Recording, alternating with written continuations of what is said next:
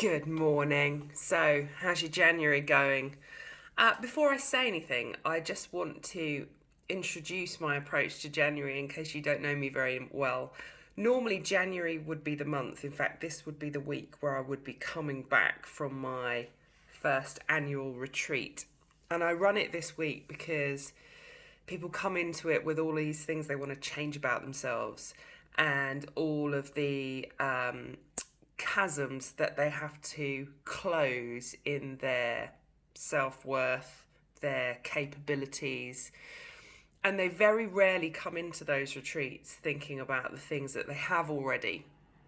If you've read my book, Be the Leader You Want to See, it's about an attitude change. It's not about deficit closure, and it isn't about working on the stuff that is viewed as a weakness. So when I approach January, I don't do anything radical personally. I don't give up stuff. Personally, wine is quite often the thing that comforts me through January, and if I'm going to give it up, I do it in February. What I do allow in January is to come to conclusions that suit me. And some of those things are, I think I want to drink a bit less. Actually, I don't really want to drink any old wine. I want to reinstate the belief that I should have good quality wine and good quality coffee. And actually, I'm more inclined now to only drink Hampshire white and rosé wine and go further afield for my reds, for example.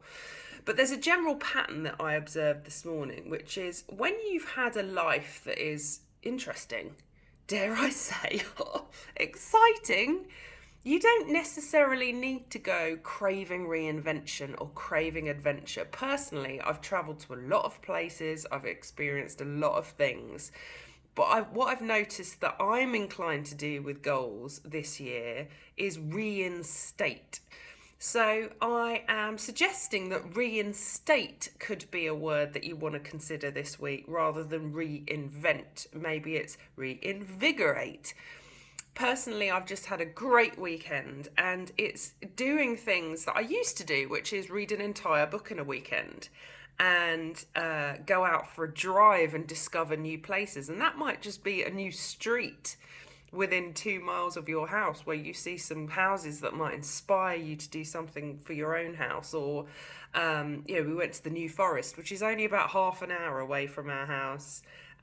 We've been saying before we moved, well, we're only half an hour from the New Forest. We could go anytime we like, but we haven't. And that's kind of the point, that when you reinstate things like finding places on your doorstep rather than planning massive 3-week trips away, it's more achievable, it's more accessible in terms of distance, cost, time available, but it also enriches what you've already got somehow. And I think that's a really important feeling in January, to reintroduce, reinvigorate, reinstate things that you stopped doing. So maybe you know that eating more vegetables works for you because you've done it before, and you're going to just put that back into your life.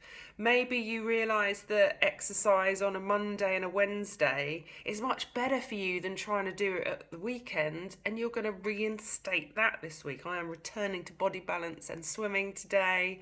I'm excited about it, not because it's something new I have to discover. It's not something I have to get over in my mind to attempt. It's something that I already know I can do. I already know I enjoy. But for some reason, I just stopped doing it. So, your word for the week, reinstate. I'd love to know what you're going to put back into your life because you already know it works. Enjoy.